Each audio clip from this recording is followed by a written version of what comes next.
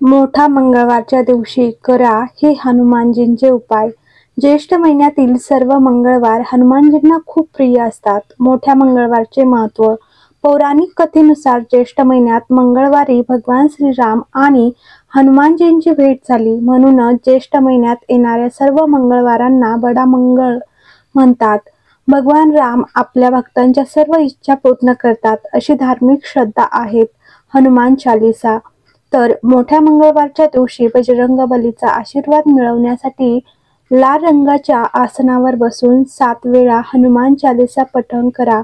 असे मानले जाते की हनुमानजी यावर प्रसन्न होतात आणि त्यांच्या भक्तांच्या सर्व इच्छा पूर्ण करतात. तर तुपाचे दान. मोठ्या मंगळवारच्या दिवशी तूप दान केल्याने कामाच्या ठिकाणी मोठे यश मिळते. संपत्तीची कधीच कमतरता नसते. याशिवाय नोकरी आणि व्यवसायात यश मिळवण्यासाठी देखील हा उपाय प्रभावी आहे. नोकरी किंवा व्यवसाय होईल यशस्वी. तर जर तुम्हाला खूप प्रयत्न करूनही तुमच्या नोकरी किंवा व्यवसायात यश मिळत नसेल तर प्रथम मोठ्या मंगळवार हनुमानजींची पूजा करा आणि त्यांना पान अर्पण करा.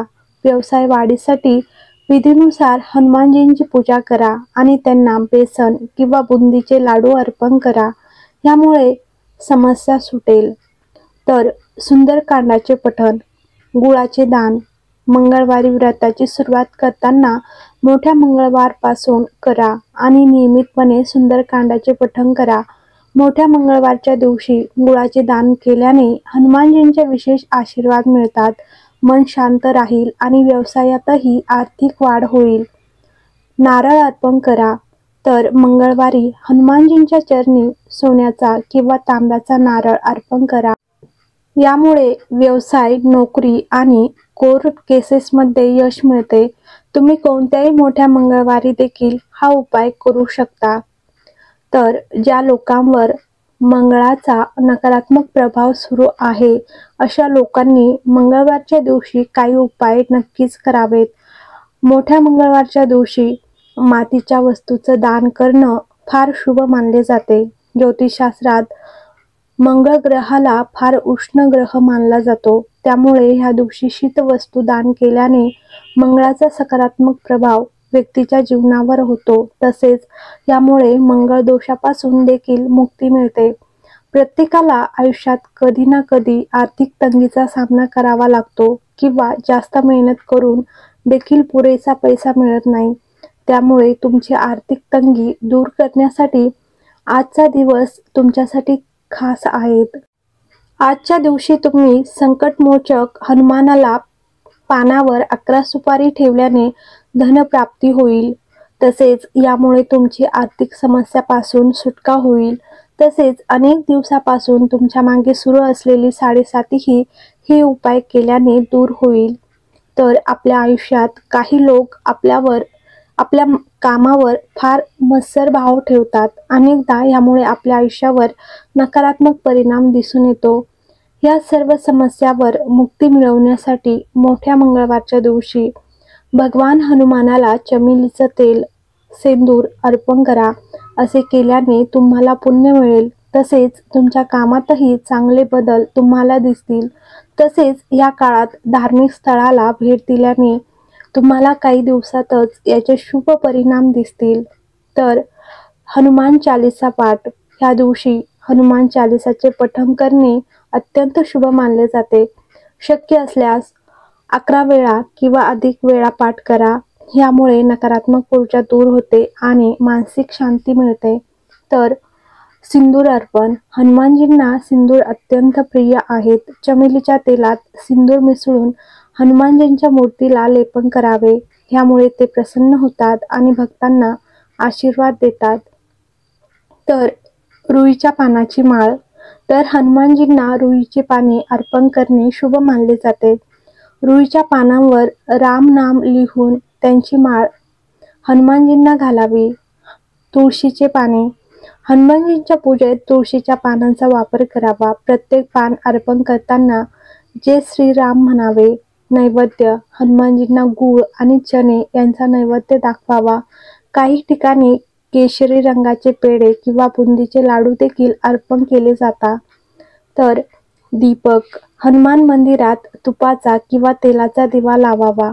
सकाळी तुपाचा आणि संध्याकाळी तेलाचा दिवा लावणे अधिक शुभ मानले जाते. तर रामरक्षा सूत्र, ह्या दिवशी रामरक्षा सूत्राचे पठण करणे देखील अत्यंत फलदायी असते. यामुळे सर्व प्रकारच्या संकटापासून आणि नकारात्मक शक्तीपासून संरक्षण मिळते.